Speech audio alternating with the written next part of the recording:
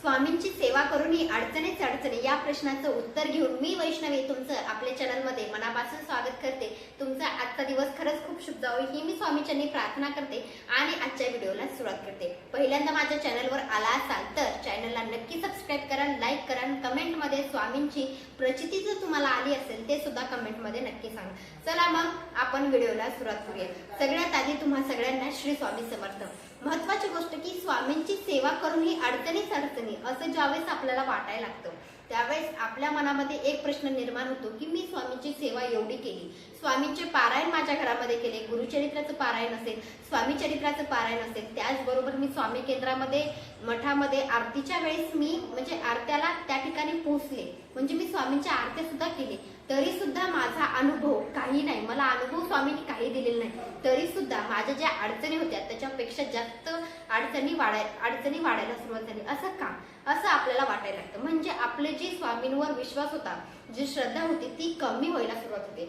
महत्त्वाची गोष्ट अशी आहे की जी आपण स्वामींवर श्रद्धा ठेवलेली आहे, जी आपण स्वामींनीच आपलं सगळं चांगलं करावं असं ज्यावेळेस स्वामींसमोर आपण म्हणत असतो, स्वामींसमोर आपण संकल्प करत असतो, त्याच ठिकाणी शून्य होतो। म्हणजे एक लक्षात घ्या, आपला मनामध्ये ज्यावेळेस एक प्रश्न निर्माण होतो की स्वामी महाराजांची सेवा करून मला कोणताच अनुभव आलेला नाही, म्हणजे एवढं करूनही म्हणजे एवढी सेवा करूनही मी शून्यच, म्हणजे तुम्ही एवढी सेवा करताय तरी सुद्धा तुम्ही त्याच ठिकाणी पाण्यामध्ये तुम्ही केलेली सेवा घालवताय, हे लक्षात घ्या। तुम्ही सेवा करताय त्याचं फळ स्वामी महाराज तुम्हाला कधीतरी देणारच आहे।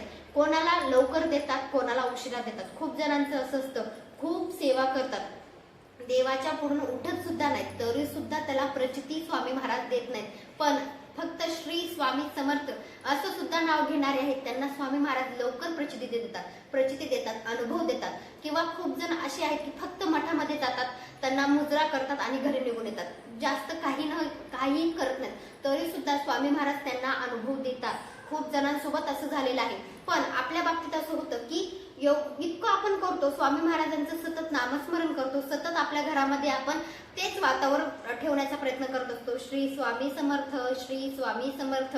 त्याचबरोबर आपल्याला असं वाटतं की आता गुरुवार येणार आहे, आपल्याला ह्या सेवा केल्याच पाहिजे, म्हणजे आपण सगळं करतो तरी सुद्धा आपल्याला काहीच अनुभव येत नाही।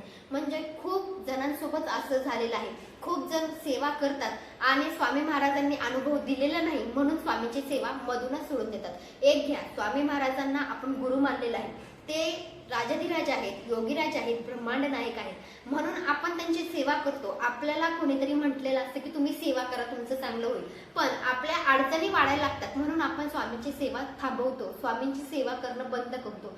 त्याच वेळेस महत्वाची गोष्ट, त्याच वेळेस आपले स्वामी महाराज त्या ह्याच्यामध्येच आपली परीक्षा घेत असतात। आपण काय करतो, स्वामींची सेवा अडचणीमध्ये सुद्धा करतो की नाही असं सुद्धा स्वामी महाराज आपली परीक्षा घेतात। म्हणून लक्षात घ्या, तुम्ही स्वामींची सेवा करताय तर तुम्हाला आयुष्यभर सेवा करायची आहे। आपले स्वामी महाराजांनी आपल्याला अडचण दिली आहे तर त्याच्या बाहेर अडचणीच्या बाहेर सुद्धा स्वामी महाराजच काढणार।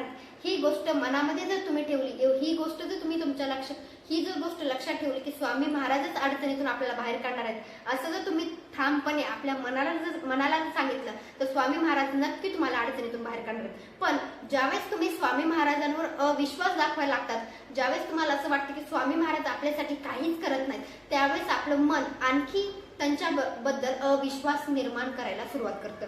आपलं मन असं म्हणतं की स्वामींची सेवा करून ही अडचणीच अडचणी, म्हणून मी सांगत आहे तुम्ही जी सेवा करताय ती सेवा सतत करा।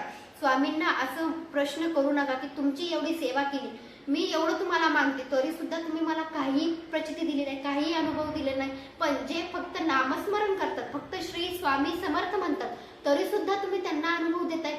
असं तुम्ही किंवा माझ्यापासून तुमच्यापर्यंत खूप जणांच्या मनामध्ये हा विचार येतो, म्हणजे एवढी सेवा करूनही काहीच नाही असं सुद्धा आपल्यासोबत होतं। म्हणून लक्षात घ्या, सेवा करताय तर त्याचं फळ स्वामींना लगेच मागू नका। स्वामींना वाटलं त्यावेळेस स्वामी महाराज आपल्याला त्याचं फळ देणार आहेत, आणि एक लक्षात घ्या, जेवढं पाहिजे त्याच्या दुप्पट स्वामी महाराज आपल्याला देतात। असं खूप जणांसोबत झालेलं आहे आणि होतं, पण आपण त्यांच्यावर अविश्वास दाखवायचा नाही। सेवा करताय, सेवा करत राहायचं आहे।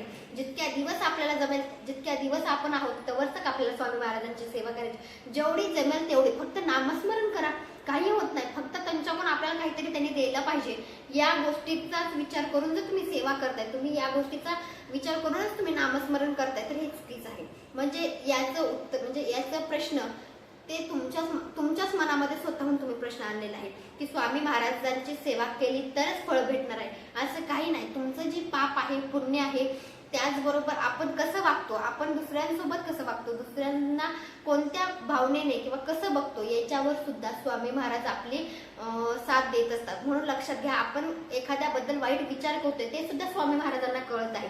आपण एखाद्याबद्दल चांगला विचार करत आहे ते सुद्धा स्वामी महाराजांना कळत आहे. म्हणजे आपण कसं वागतोय हे सुद्धा खूप महत्वाचं आहे. फक्त देवाची सेवा करणं किंवा स्वामींची सेवा करणं एवढंच नाही. हे लक्षात घ्या की स्वामींची सेवा तुम्ही करताय तर ते मनोभावे सेवा करा, श्रद्धेने सेवा करा.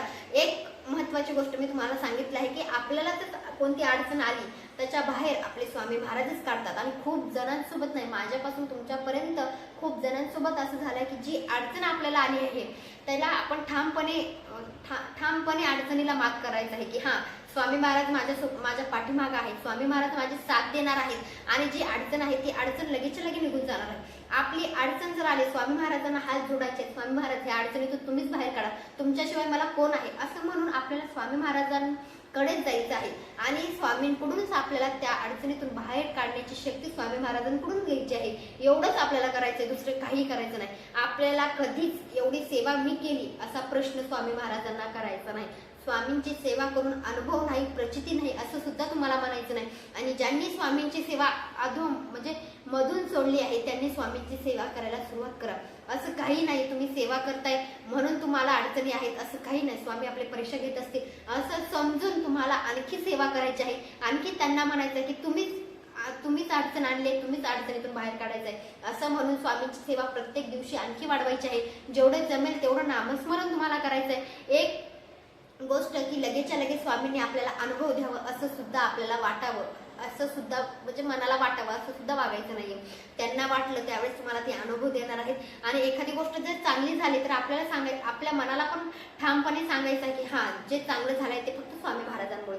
असं जर तुम्ही करत राहिलात म्हणजे जे वाईट झालंय किंवा काही अडचण आली आहे त्याच्यात स्वामी महाराज तुमची साथ पण देणार आहेत. आणि जे चांगलं झालं आहे त्या ठिकाणी तुम्हाला लक्षात घ्यायचं की स्वामी महाराजांमुळे चांगलं झालं आहे. असं समजूनच तुम्ही जर सेवा करत असाल तर तुमचं खरंच कल्याण होणार आहे. आणि ज्यांनी सेवा सोडली आहे त्यांनी सेवेला सुरुवात करा. स्वामी महाराजांचं नामस्मरण करणं खूप गरजेचं आहे. आपण देवाला शरण जाणे ते खूप महत्वाचं आहे. स्वामी महाराज आपले गुरु झाले आहेत, आपण गुरु करतोय स्वामी महाराजांना, ह्या गोष्टी खूप महत्वाच्या आहेत. माझा हा व्हिडिओ आवडला असेल लाईक, शेअर, सबस्क्राईब करायला विसरू नका. भेटूया नंतरच्या व्हिडिओमध्ये. श्री स्वामी समर्थ.